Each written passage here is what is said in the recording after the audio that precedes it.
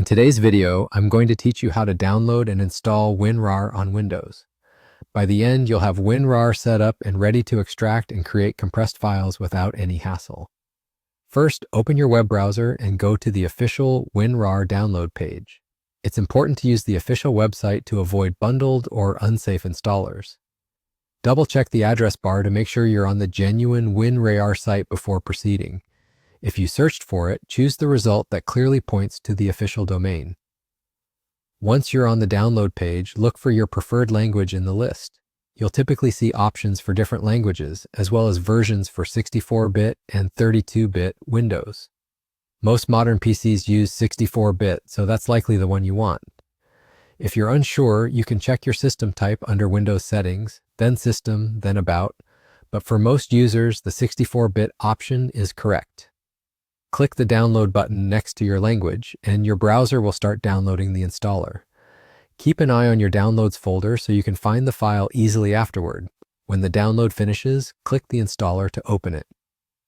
If Windows shows a security prompt or user account control message, choose Run and then Yes.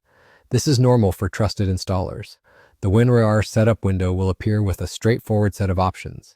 You can accept the default installation folder unless you have a specific reason to change it. You'll also see options for file associations such as .rar and .zip, and for integrating WinRAR with the right-click menu in File Explorer. Leaving the defaults on is perfect for most users since it adds handy extract. Here, and extract to options to your right-click menu. Now click Install. The process is quick, usually just a few seconds. When it's done, you'll see a confirmation window. Click Done or Close to exit the installer. At this point, the installation is complete. To confirm everything worked, right-click any archive file you have on your computer and look for the new WinRAR options in the context menu. If you don't see them right away, restarting File Explorer or your PC can help. WinRAR offers a trial period and you can continue using it or purchase a license if you prefer. That's it.